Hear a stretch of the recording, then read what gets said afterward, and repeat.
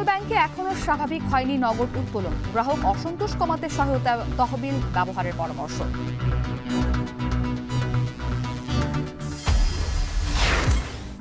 বাজারে অনুমোদনহীন হ্যান্ডসেটের দাপট, মার খাচ্ছে দেশের মোবাইল সংযোজন শিল্প, নিষ্ক্রিয় বিটিআরসি।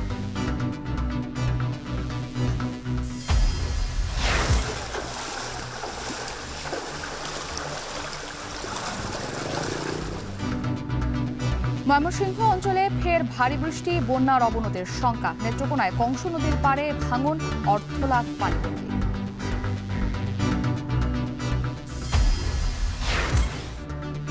এবং ভ্রমণ নিষেধাজ্ঞায় ক্ষতির মুখে পার্বত্য অঞ্চলের পর্যটন, পূজার ছুটিতে চাপ বাড়ছে কক্সবাজারে।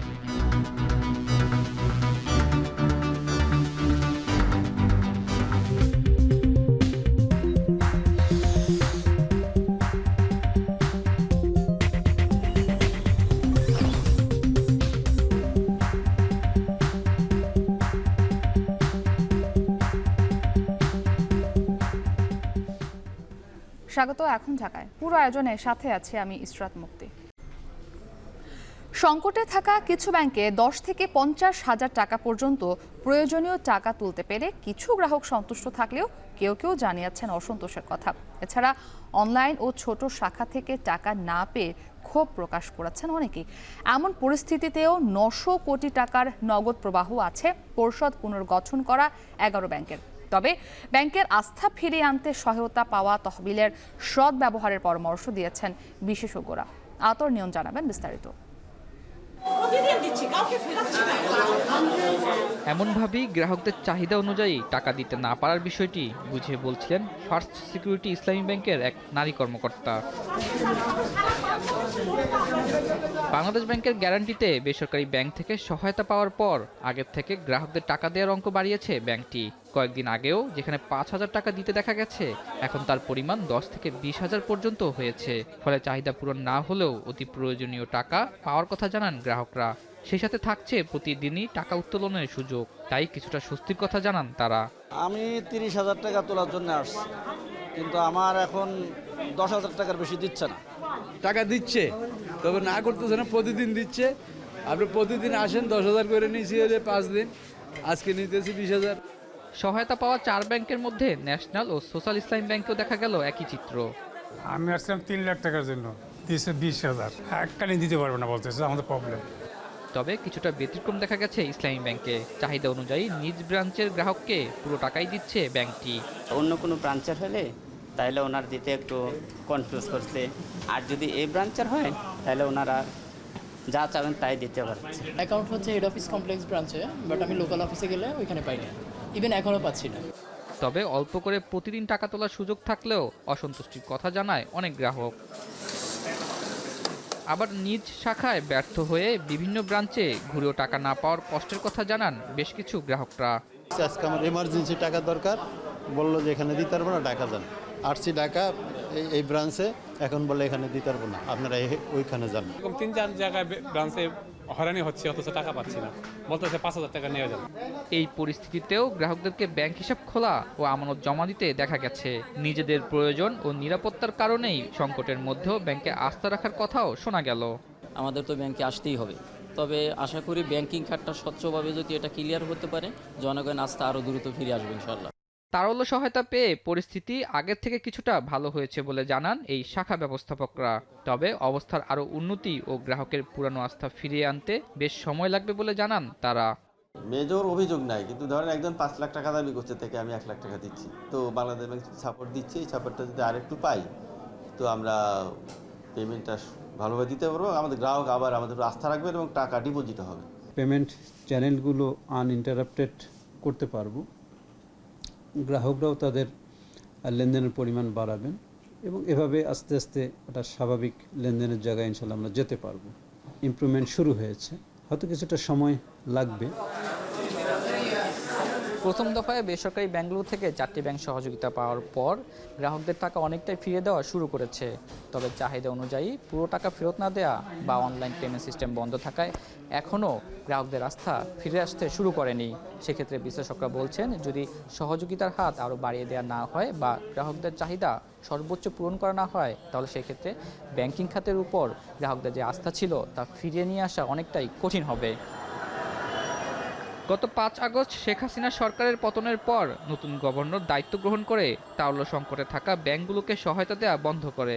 এতে এস আলম ও শিকদার পরিবার, সালমান এফ রহমান ও নজরুল ইসলাম মজুমদারদের কারণে ধুঁকতে থাকা 8টি সহ অর্থ সংকটে পড়ে 11টি ব্যাংক। পরে এই ব্যাংকগুলোকে দায়িত্ব নিয়ে বেসরকারি ব্যাংক থেকে সহায়তা পাওয়ার ব্যবস্থা করে কেন্দ্রীয় ব্যাংক। এতে প্রথম ধাপে 4টি ব্যাংকে 5টি ব্যাংক 945 কোটি টাকা সহায়তা দেয়।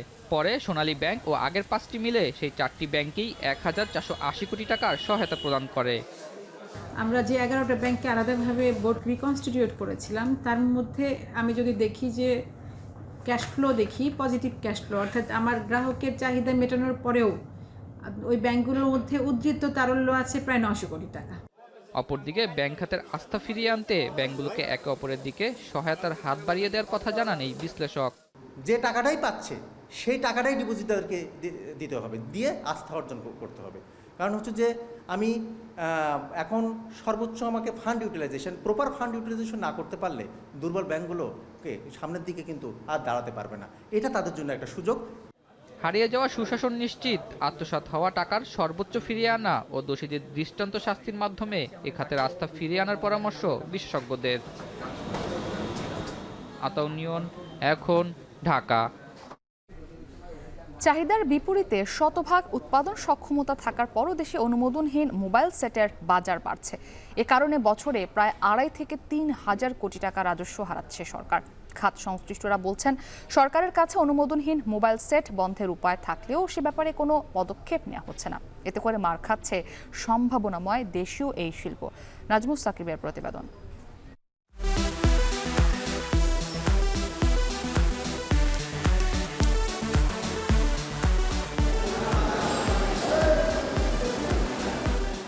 চীনসহ বিভিন্ন দেশ থেকে এভাবেই বক্সবন্দি হয়ে মোবাইল যন্ত্রাংশ আসে দেশে। পরে সেগুলো আলাদা রুমে ভিন্ন ভিন্ন তাপমাত্রায় সংরক্ষণ করা হয়। মাদারবোর্ড থেকে শুরু করে গুরুত্বপূর্ণ যন্ত্রাংশ সংরক্ষণ করা হয় স্মার্ট র্যাকের মাধ্যমে। বসানো হয় আইডেন্টিফিকেশন নম্বর। টাচ স্ক্রিন, ক্যামেরা সহ বিভিন্ন যন্ত্রাংশ পরীক্ষা শেষে পাঠানো হয় অ্যাসেম্বলিং রুমে। পরীক্ষায় উত্তীর্ণ হওয়ার পর মেশিনের মাধ্যমে পুরো মাদারবোর্ডের ওপর লাগানো হয় আঠা। এরপর সেগুলো আরও কয়েকবার স্ক্যানিং ও ম্যানুয়ালি পরীক্ষা করা হয়। পরে মাদারবোর্ডের সঙ্গে ফোনের মূল কাঠামো সংযোজন করে পাঠানো হয় কারখানার আরেক কামরায়। এখানে মাদারবোর্ডকে জোড়া দেওয়া হয় ডিসপ্লের সঙ্গে। এর সঙ্গে জুড়ে দেওয়া হয় মাউথ স্পিচ, স্পিকার, সিম কাভার, ক্যামেরা সহ ফোনের গুরুত্বপূর্ণ সব যন্ত্র। এরপর লাগানো হয় ব্যাটারি। রোবোটিক যন্ত্রের মাধ্যমে স্বয়ংক্রিয় ও নিখুঁতভাবে লাগানো হয় প্রতিটি স্ক্রু। ব্যাক কাভার লাগানোর পর একটি মোবাইল সেটের প্রায় 80% সম্পন্ন হয়ে যায়। পরে ফোনটিকে পাতলা পলিথিনে পেঁচিয়ে আরও একটি ব্যাক কাভার পরিয়ে পরীক্ষা করা হয় সব যন্ত্র নিখুঁতভাবে লেগেছে কিনা। এ অবস্থায় ফোনটিতে ইনস্টল করা হয় সফটওয়্যার। পরে 60% পর্যন্ত চার্জ করার জন্য বসানো হয় চার্জারের সঙ্গে। ফোনে সিম প্রবেশ করিয়ে টেস্ট করা হয় ইন্টারনেট, কলিং সহ যাবতীয় অ্যাপ্লিকেশন। ওয়াইফাই এর সক্ষমতাও যাচাই করা হয় এ পর্যায়ে। পরে ফোনগুলোতে IMEI স্টিকার লাগানোর পর প্রস্তুত হয় প্যাকেজিংয়ের জন্য। আপনার হাতে যে স্মার্টফোনটি রয়েছে সেই স্মার্টফোনটি হয়তো প্রায় 1000 খানেক ধাপ পেরিয়ে আপনার হাতে উঠেছে। দেশে প্রায় 5 কোটির বেশি মানুষ স্মার্টফোন ব্যবহার করে থাকে এবং এই স্মার্টফোনগুলো দেশেই 17টি কারখানার মাধ্যমে উৎপাদনে যাচ্ছে। তবে 40% যে অবৈধ মার্কেট রয়েছে স্মার্টফোনের বাজারে, সেগুলো যদি কমানো যায়, আগামী দিনে এর সম্ভাবনার দুয়ার উন্মুক্ত হবে।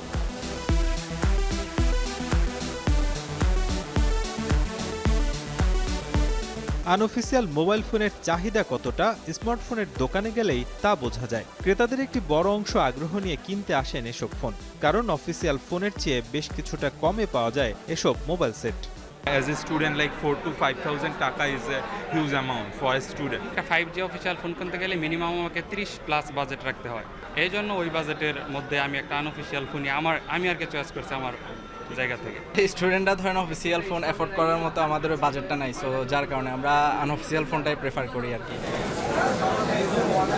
বিক্রেতারা বলছেন, যেহেতু চাহিদা রয়েছে তাই এসব মোবাইল সেট তারা বিক্রি করেন। বেশিরভাগ মোবাইল ফোনই আনঅফিসিয়াল পাওয়া যায়। দুই রেঞ্জের কাস্টমার আছে, কিছু রেঞ্জ আছে উপরে মানে যারা একটু ফ্ল্যাগশিপ ইউজ করে, আবার আনঅফিসিয়ালেরও কাস্টমার আছে। অফিসিয়াল ফোনের দাম হচ্ছে আপনার 40, সেই ফোনটাই আপনার আনঅফিসিয়ালি সেল হচ্ছে মাত্র আপনার হচ্ছে 30 বা 28 এরকম সেল হচ্ছে।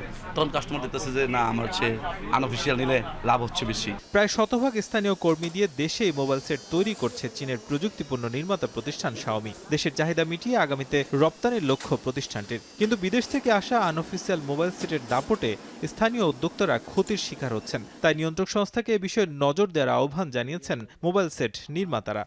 মাত্র 2-3টা রুট আছে যেই রুটগুলো দিয়ে ইন্টারন্যাশনালি আসলে ফোনগুলো আসে। সেই জায়গাটাই যদি আমরা কন্ট্রোল করতে পারি, এয়ারপোর্টে যদি আমরা আসলে কন্ট্রোল করতে পারি, তাহলে আমার ধারণা এটা করবে। এই বছরই $560 বিলিয়ন স্মার্টফোনের একটা মার্কেট আছে, এবং যেটা 2034 সালে গিয়ে অলমোস্ট $1200 বিলিয়ন একটা মার্কেট হবে। চিন্তা করি যে না আমরা আগামী 10 বছরে এইটার 5%ও নিব, তাহলে দেখা যায় যে অ্যাবাউট 50 বিলিয়ন এর একটা মার্কেট কিন্তু আমরা এখান থেকে পেতে পারি। টেলিযোগাযোগ খাত সংশ্লিষ্ট ব্যক্তিরা বলছেন, সরকারের কাছে আনঅফিসিয়াল মোবাইল সেট বন্ধের উপায় থাকলেও তা প্রয়োগ করা হচ্ছে না। এতে করে এই শিল্প বিকাশের সম্ভাবনা অঙ্কুরেই বিনষ্ট হচ্ছে। 4-5 বছর আগেও যেখানে গ্রে মার্কেটটা ছিল প্রায় 5% নাগাদ, সেই গ্রে মার্কেট স্লোলি হতে হতে এখন প্রায় দাঁড়িয়েছে প্রায় 40% মতো। আমরা বলছিলাম যে দেখুন, এই টেকনোলজি প্রোডাক্ট কিন্তু গ্রে বন্ধ করা খুব ইজি, কারণ এই প্রতিটা হ্যান্ডসেটে একটা করে এমইএ নাম্বার থাকে, এবং সেই এমইএ নাম্বার বিটিআরসি আমাকে অনুমোদন দিলেই কিন্তু আমি ম্যানুফ্যাকচারিং করতে পারি। আমি কিন্তু যে কোনো হ্যান্ডসেট ম্যানুফ্যাকচারিং করতে পারি না। পরিসংখ্যান বলছে, আনঅফিসিয়াল মোবাইল সেটের কারণে বছরে প্রায় 2.5 থেকে 3,000 কোটি টাকা রাজস্ব হারাচ্ছে সরকার। নাজমুস সাকিব, এখন, ঢাকা। নিরাপত্তার কারণে পার্বত্য 3 জেলায় আগামী 31 অক্টোবর পর্যন্ত পর্যটকদের ভ্রমণ থেকে বিরত থাকার নির্দেশ দিয়েছে প্রশাসন। এমন পরিস্থিতিতে বুকিং বাতিল করেছেন পর্যটকরা। ক্ষতির মুখে পড়েছে এসব অঞ্চলের পর্যটন খাত। এ নিয়ে আরও জানাতে রাঙামাটি থেকে যুক্ত হয়েছেন জিয়াউর রহমান জুয়েল। জুয়েল, যে বলছিলাম যে নিষেধাজ্ঞার কারণে পর্যটকরা বুকিং বাতিল করছেন, এই কারণে আসলে কি পরিমাণ ক্ষতি হচ্ছে এই খাতে, এবং এই বিষয়ে আসলে ব্যবসায়ীরা কি বলছেন? দ্বিতীয় কোনো পদক্ষেপ রয়েছে কিনা এই ক্ষতি কাটানোর জন্য?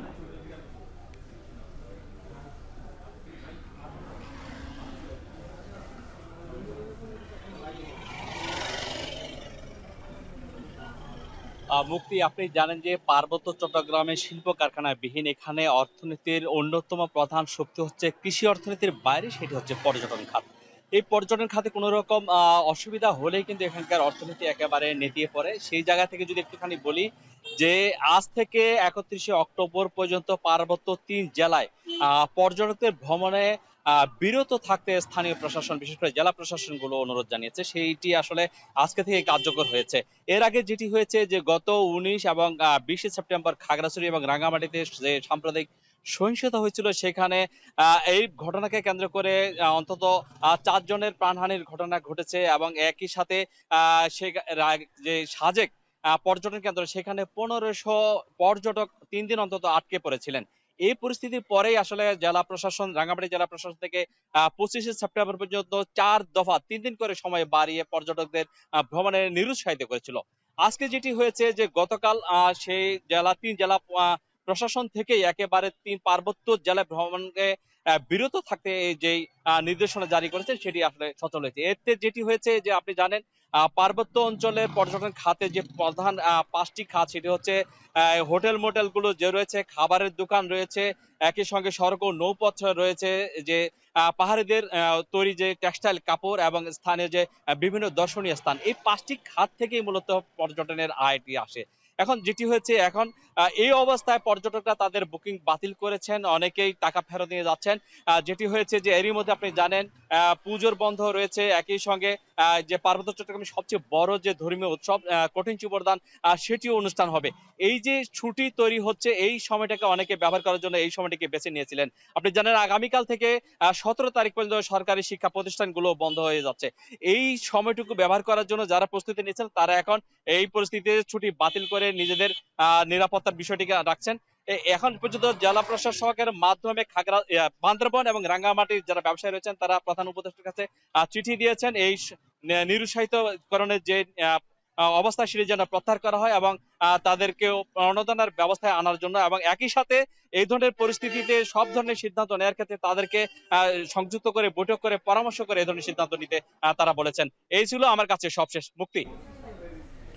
জিয়াউর রহমান জুয়েল যুক্ত ছিলেন রাঙ্গামাটি থেকে। এদিকে পার্বত্য 3 জেলা ভ্রমণ থেকে বিরত থাকার নির্দেশনা দিয়েছে প্রশাসন। এতে পূজার ছুটিতে কক্সবাজারে পর্যটকের সংখ্যা অন্য সময়ের তুলনায় বাড়ার আশা করছেন সেখানকার ব্যবসায়ীরা। এজন্য হোটেল মোটেলগুলোতে নেওয়া হয়েছে বাড়তি ব্যবস্থা। এ বিষয়ে আরও জানাতে কক্সবাজার থেকে যুক্ত হয়েছেন মন্তোষ বেদজ্ঞ। মন্তোষ, এখন পর্যন্ত কক্সবাজারের হোটেল মোটেলগুলোতে কি পরিমাণ বুকিং হয়েছে জানাবেন, এবং সেখানকার ব্যবসায়ীরা এবারে ব্যবসার আশা কতটুকু করছেন?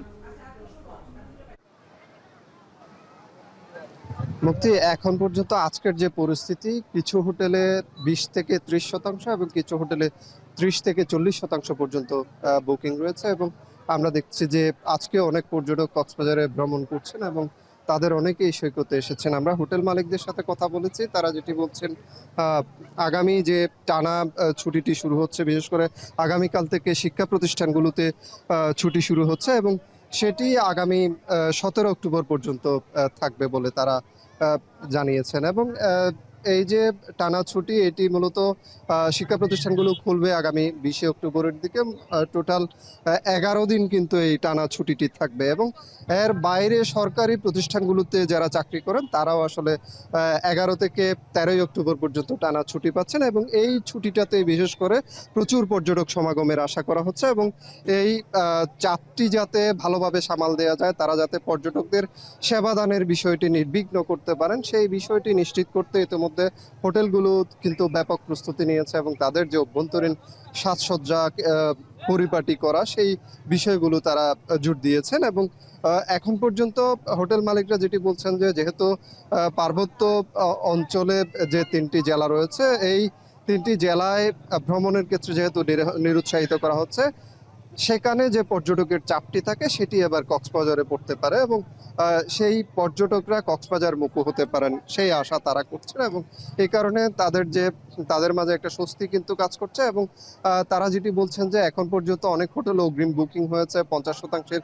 বেশি কক্ষ অনেক হোটেলে বুকিং হয়েছে। এবং যেহেতু 11 তারিখ থেকে 13 অক্টোবর এই সময়টাতে বেশি চাপ থাকবে, সে কারণে এই সময়টাতে শতভাগ কক্ষ বুকিং থাকবে বলে তারা আশা করছেন। এবং এই যে পর্যটকের চাপ, এটির কারণে এখানকার যে রেস্তোরাঁগুলো রয়েছে, ব্যবসা প্রতিষ্ঠানগুলো রয়েছে, সেই ব্যবসা প্রতিষ্ঠানগুলোতেও কিন্তু পর্যটক উপস্থিতি বাড়ার কারণে যেটি সম্ভাবনা রয়েছে, সেটির কারণে ব্যবসা বাণিজ্য চাঙা হবে বলে তারা আশা করছেন।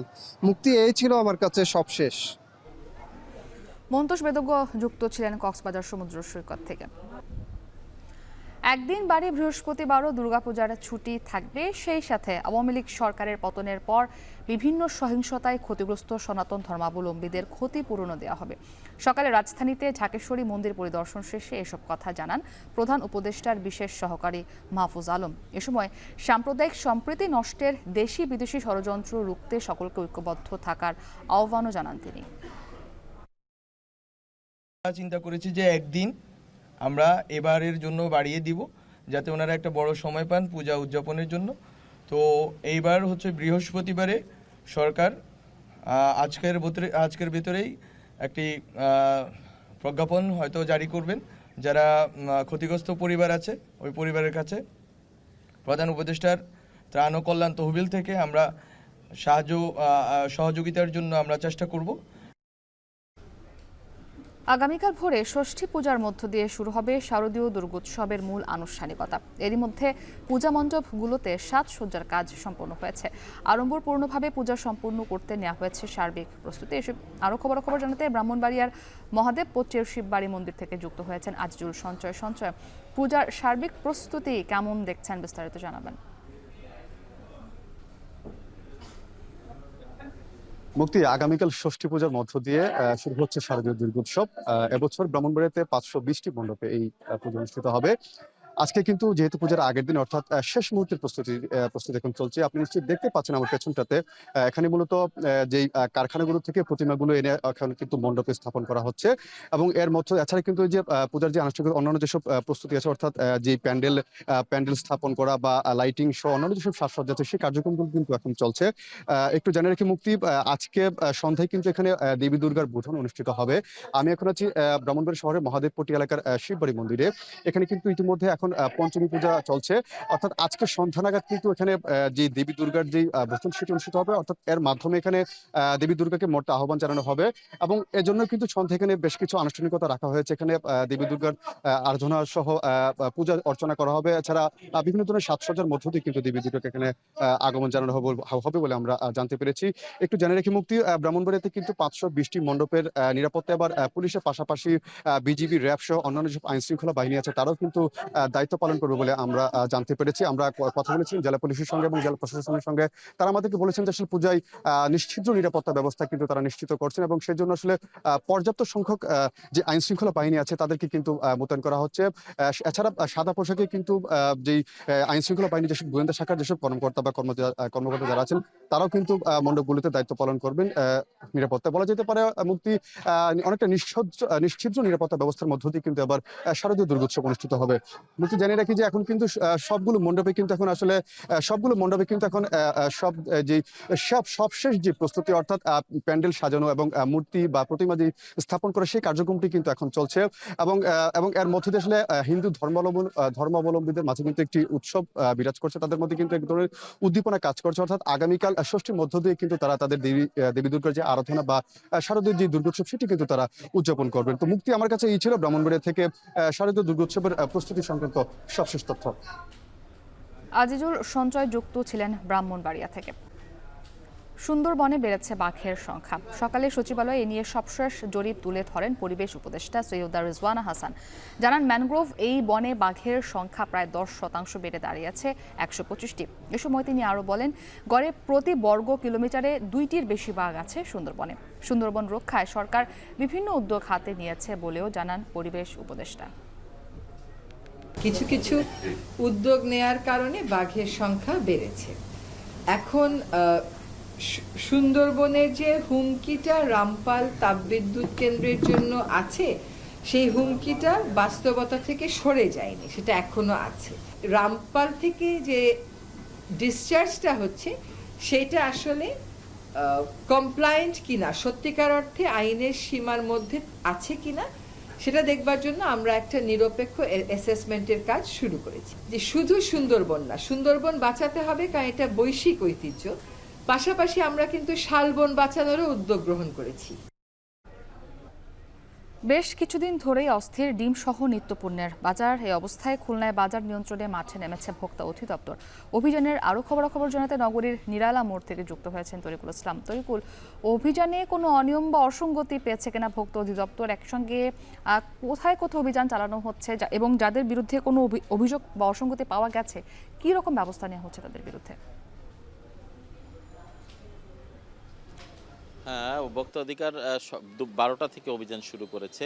এই খুলনার নিরালা মোড় যেটি, এটি একটি গুরুত্বপূর্ণ এলাকা, আবাসিক এলাকা এবং আশপাশে অনেক বাজার রয়েছে, দোকানপাট রয়েছে, ব্যবসা প্রতিষ্ঠান রয়েছে। মূলত এখানে নিত্যপণ্যের যে বাজারগুলো রয়েছে সেখানে দরদাম ঠিকমতো বিক্রি করছে কিনা বা যে দামে কিনা হচ্ছে সেই দাম থেকে কত বেশি মূল্যে বিক্রি করা হচ্ছে বা মেয়াদোত্তীর্ণ কোনো পণ্য এখানে বিক্রি করা হচ্ছে কিনা সব কিছুই এখানে দেখছে ভোক্তা অধিকার যে কর্মকর্তারা যারা রয়েছেন। আপনারা দেখতে পাচ্ছেন যে এখানে নিরালা স্টোর নামে একটি দোকান রয়েছে, এখানে অভিযান চলছে। একটু আগে এখানেই ডিম এখানে অতিরিক্ত দামে বিক্রির জন্য সতর্ক করা হয়েছে।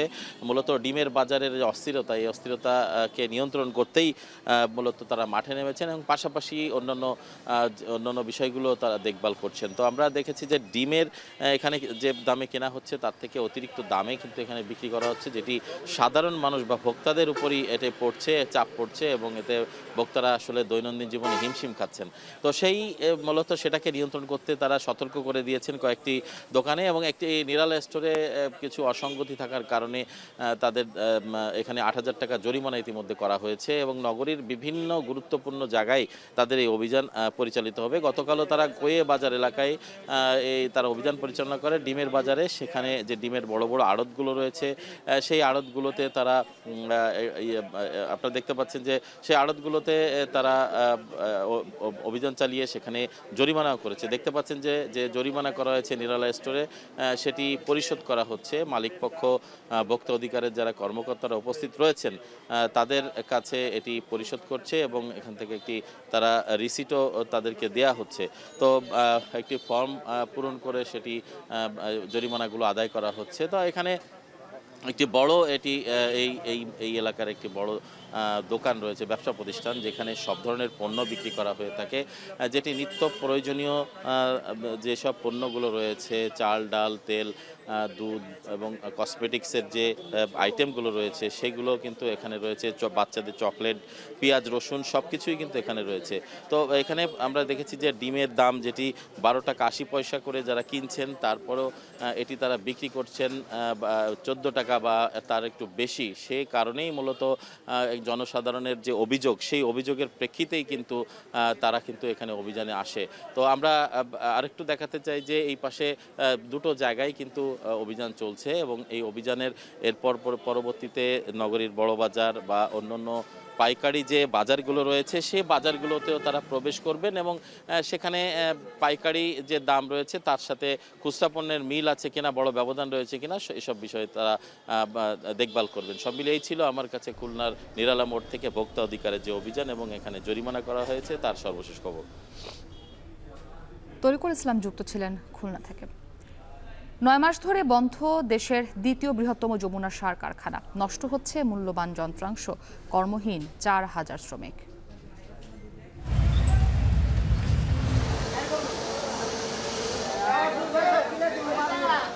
লেবার হিসেবে পরিশ্রম করতাম, তাতে 800-1000 টাকা আমরা পাইতাম। এখন মাত্র 100 টাকা ভাই, 100 টাকা আমাদের কি হয় না দিতে পারতেছি, পোলাপানের লেখাপড়ার খরচা না দিতে পারছি, নিজের পেজে ভাত। এইভাবে কারখানা আরো 6 মাস না চলে তাহলে এই কারখানা চালাতে হলে সরকারকে আরো হাজার হাজার কোটি টাকা পুনর্ভরণ করা লাগবে। কবে গ্যাস পাবো এই বিষয়ে আমাদের কাছে কোনো দিক নির্দেশনা নাই। এখন ঊর্ধ্বতন কর্তৃপক্ষ এই বিষয়গুলো অবগত আছেন, ওনারাই ভালো বলতে পারবেন যে আমাদের কবে আমরা চালাতে পারবো। রাজধানীর বিচার প্রশাসন ও প্রশিক্ষণ ইনস্টিটিউটে চলছে বিচার বিভাগ সংস্কার কমিশনের দ্বিতীয় বৈঠক। সভাপতিত্ব করছেন কমিশনের প্রধান সুপ্রিম কোর্টের আপিল বিভাগের সাবেক বিচারপতি শাহ আবু নাইম মমিনুর রহমান। এ বিষয়ে আরও জানাতে সেখান থেকে আমাদের সঙ্গে সরাসরি যুক্ত হয়েছেন জাহিদ হাসান। জাহিদ, জানাবেন যে বৈঠকে কি কি বিষয় নিয়ে আলোচনা হয়েছে? 3রা অক্টোবর এই বিচার বিভাগ সংস্কারের জন্য যে কমিটি গঠন করা হয়েছে অন্তর্বর্তী সরকারের নেতৃত্বে এবং নির্দেশনায়, সেই কমিটির দ্বিতীয় বৈঠক চলছে রাজধানীর বিচার প্রশাসন প্রশিক্ষণ ইনস্টিটিউট, যেটি জাতি সংক্ষিপ্ত নাম, সেখানে। এবং সকাল 11টার দিকে এই বৈঠক শুরু হয়। বৈঠকে সদস্য যারা রয়েছেন হাইকোর্টের সাবেক বিচারপতি ইমদাদুল হক, সাবেক বিচারপতি ফরিদ আহমেদ শিবলি, ঢাকা বিশ্ববিদ্যালয়ের আইন বিভাগের সহযোগী অধ্যাপক মাহফুজুল হক সুপন, এছাড়া সুপ্রিম কোর্টের আইনজীবী রয়েছেন। এবং এই বিচার বিভাগকে নির্বাহী বিভাগ থেকে যে আলাদা করা হয়েছিল 2007 সালে, সেই মামলার যে বাদী ছিলেন সাবেক জেলা জজ মাজদার হোসেন, সেই মাজদার হোসেন তিনি এই বৈঠকে রয়েছেন। এবং বৈঠকের এখন পর্যন্ত কোনো ছবি বা ফুটেজ আমাদেরকে দেওয়া হয়নি। এবং এই বৈঠক শেষে গণমাধ্যমকে তারা ব্রিফ করবেন এবং তারা জানাবেন যে তাদের যে এজেন্ডাগুলো ঠিক করে দেওয়া হয়েছে সরকারের কাছ থেকে, এবং বিচার বিভাগকে আধুনিকায়ন করা, সংস্কার করা এবং বিচার বিভাগকে আরও বেশি জনগণের প্রত্যাশিত জায়গা তৈরি করার জন্যই মূলত এই সংস্কার কমিশন গঠন করা হয়েছে। সেই কমিশনের বৈঠক চলছে। কমিশন তাদের যেই কার্যপ্রণালীগুলো রয়েছে সেগুলো তারা শেষ করে হয়তো গণমাধ্যমের কাছে তুলে ধরবেন যে আজকে তারা কোন কোন বিষয়গুলোকে আলোচনা করছেন, আর কতগুলো বৈঠক তারা করবেন এবং কতদিনের মধ্যে তারা তাদের এই কমিশনের যে একটি রূপরেখা সেটি তারা দেবেন, সে বিষয়গুলো হয়তো আমরা বৈঠক শেষে জানতে পারবো। তবে এখন পর্যন্ত বৈঠক চলছে, কোনো বিরতি ছাড়াই। সকাল 11টার দিকে যে বৈঠক শুরু হয় সেই বৈঠক চলছে। আমরা অপেক্ষা করছি করছি এই ভবনের একটি কক্ষে বৈঠক চলছে এবং বৈঠক শেষ করে আমরা তাদের যারা রয়েছেন এই কমিশনের সদস্য তাদের সঙ্গে কথা বলবো। তারা জানাবেন যে তাদের কোন কোন বিষয়গুলো তারা আলাপ করেছেন।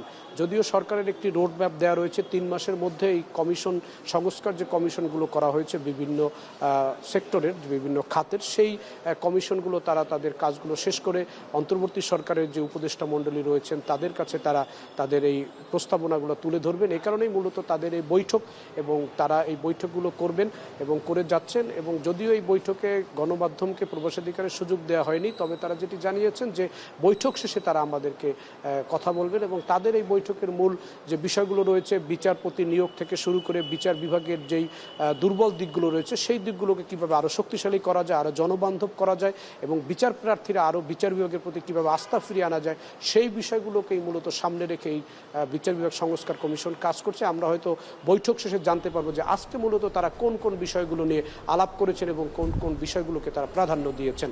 মুক্তি। রাজধানীর বিচার প্রশাসন ও প্রশিক্ষণ ইনস্টিটিউট থেকে যুক্ত ছিলেন জাহিদ হাসান।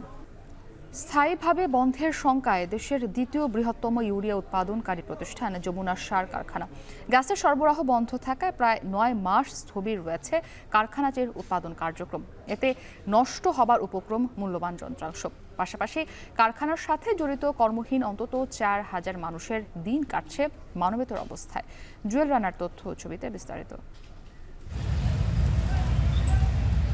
দৈনিক 1700 মেট্রিক টন উৎপাদন ক্ষমতা সম্পন্ন ইউরিয়া উৎপাদনকারী প্রতিষ্ঠান জামালপুরের যমুনা সার কারখানা।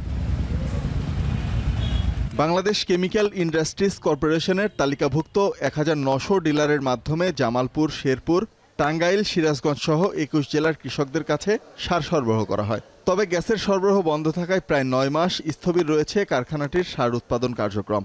সম্প্রতি ঘোড়াশাল পলাশ ইউরিয়া ফার্টিলাইজার কোম্পানিতে সার উৎপাদন নিরবিচ্ছিন্ন রাখার সিদ্ধান্ত নেয় বিসিআইসি। সেখানে পর্যাপ্ত গ্যাস সরবরাহ নিশ্চিতে যমুনা সার কারখানায় চলতি বছরের 15 জানুয়ারি থেকে গ্যাসের চাপ কমিয়ে দেয় তিতাস কর্তৃপক্ষ।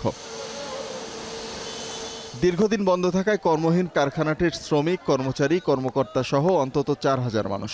কারখানা এলাকায় অলস পড়ে রয়েছে শত শত ট্রাক। কারখানা চালু না হয় নষ্ট হয়ে যাচ্ছে মূল্যবান যন্ত্রাংশ। লেবার হিসেবে পরিশ্রম করতাম, তাতে 800-1000 টাকা আমরা পাইতাম। এখন মাত্র 100 টাকা ভাই। 100 টাকা আমাদের কি হয়, যাওয়া আসা গাড়ি ভাড়া কেয়ারিং এতে আমাদের চলে যায়। 350 টাকা গাড়ি আছে, লোকাল গাড়ি, কোনো টিপ নাই বা আমরা চলা খুবই, যারা লেবার আছে এর সাথে যারা পরিবহন সেক্টরে যারা জড়িত আছে তাদের খুবই কষ্টকর চলা, দিনকাল খুব কষ্ট যায়। না দিতে পারতেছি কিস্তি, না দিতে পারতেছি পোলাপানের লেখাপড়ার খরচা, না দিতে পারছি নিজের পেজে ভাত। কর্মচারী কর্মকর্তারা আজকে অসহায় দিন যাপন করতেছে। যদি এইভাবে কারখানা আরো 6 মাস না চলে তাহলে এই কারখানা চালাতে হলে সরকারকে আরো হাজার হাজার কোটি টাকা পুনর্ভরণ করা লাগবে।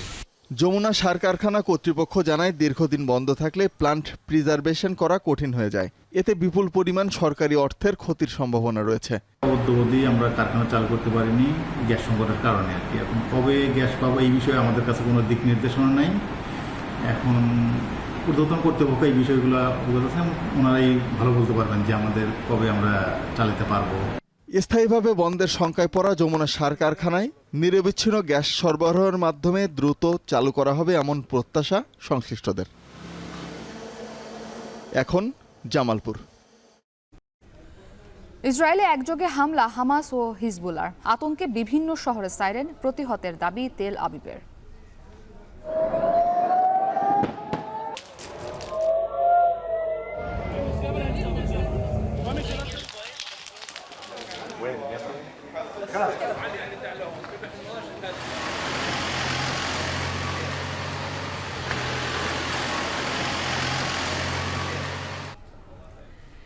এবার ইসরায়েল ভূখণ্ডে একযোগে পাল্টা হামলা চালিয়েছে হামাস, হিজবুল্লাহ ও হুতি বিদ্রোহীরা।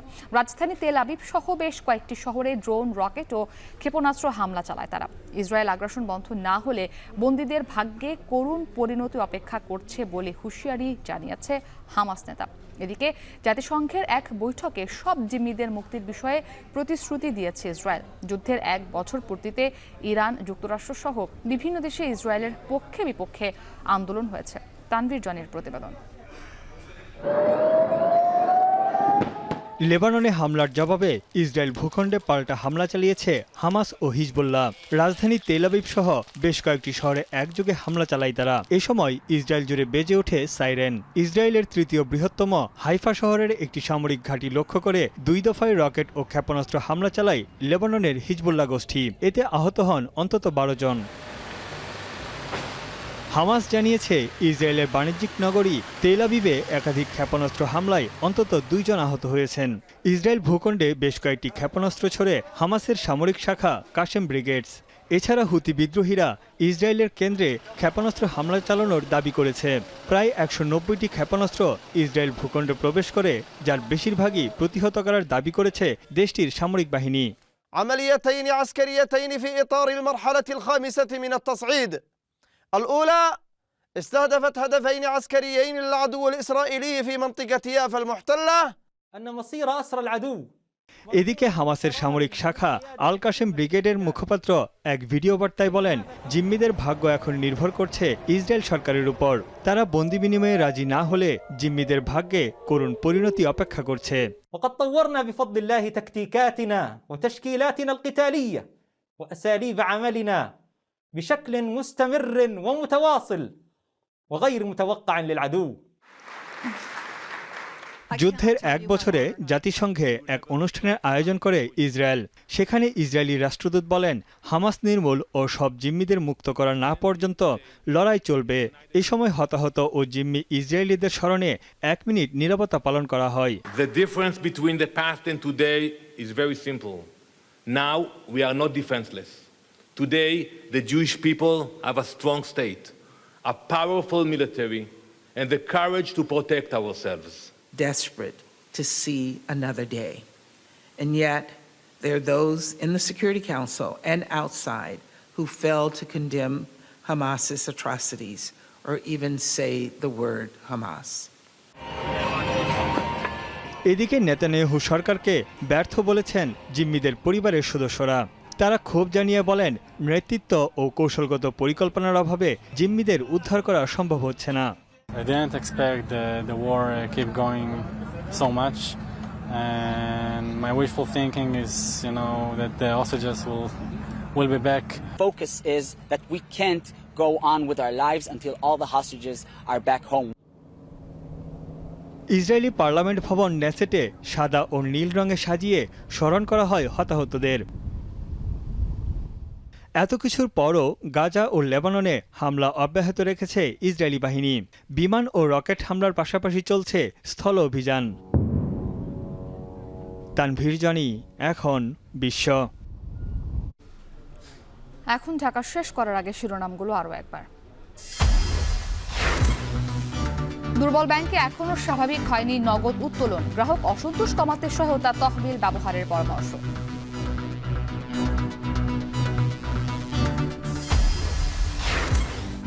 বাজারে অনুমোদনহীন হ্যান্ডসেটের দাপট, মার খাচ্ছে দেশের মোবাইল সংযোজন শিল্প, নিষ্ক্রিয় বিটিআরসি।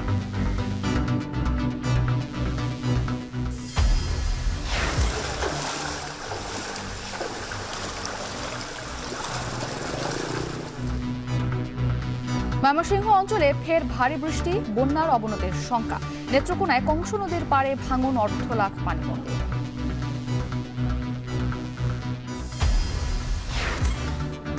এবং ভ্রমণ নিষেধাজ্ঞায় ক্ষতির মুখে পার্বত্য অঞ্চলের পর্যটন, পূজার ছুটিতে চাপ বাড়ছে কক্সবাজারে।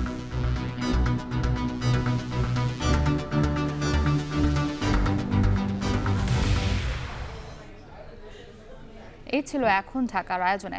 এখন টেলিভিশন ওয়েবসাইটে দেখতে ভিজিট করুন www.ekon.tv, ফেসবুকে দেখতে ভিজিট করুন facebook.com/tv.ekon, আর ইউটিউবে সরাসরি দেখতে চোখ রাখুন youtube.com/c/ekontv-তে।